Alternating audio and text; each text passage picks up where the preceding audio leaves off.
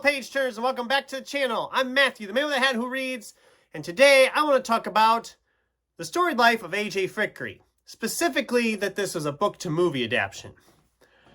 I read the book back when it was first published, maybe a few months after it first came out.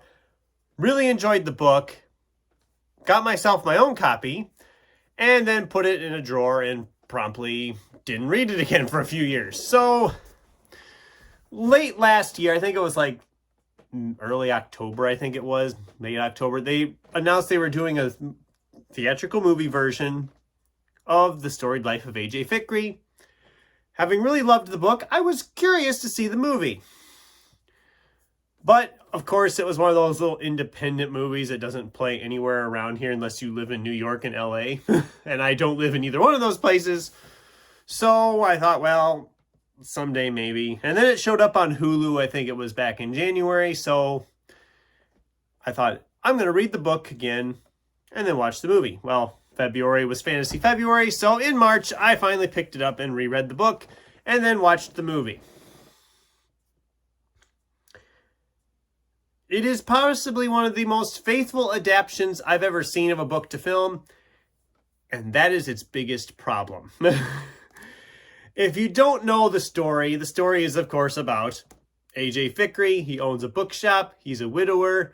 Someone leaves a child, a young baby, in the shop, and he ends up taking care of this baby.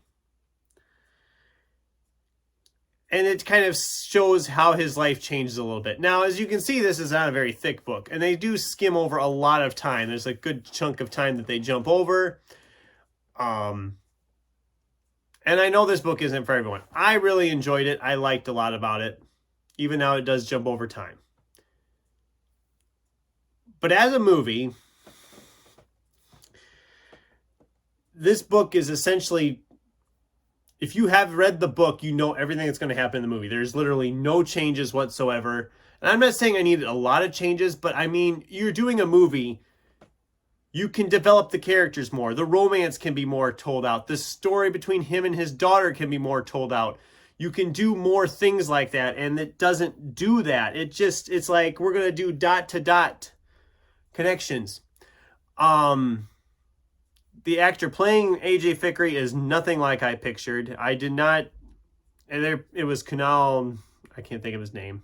Guy who played Raj on The Big Bang Theory, and he's a good actor, but it doesn't seem like he was the right fit for this character.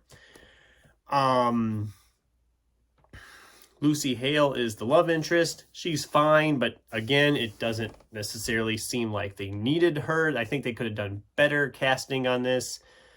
And like I said, it's faithful to a fault. It is almost too faithful to the book, whereas it's verbatim dialogue. You could literally probably read the book while you're watching the movie, and you'd get everything you needed to know out of it. And that just didn't work for me. And that bums me, because I love movies, I love books, and seeing one that is a great adaptation like that and it just doesn't work, I don't know. It didn't work for me. And yes, I know this is going to be a very short video, but I've been a lot going on. It's been crazy busy. So hopefully I'll get back in the swing of things soon. But that's my brief thoughts about The Storied Life of A.J. Fikry, the book and the movie. What are your thoughts? Have you seen the movie? Have you read the book? What are your... I'd love to get a discussion going in the comments down below. Thanks for watching, and until next time, keep turning pages.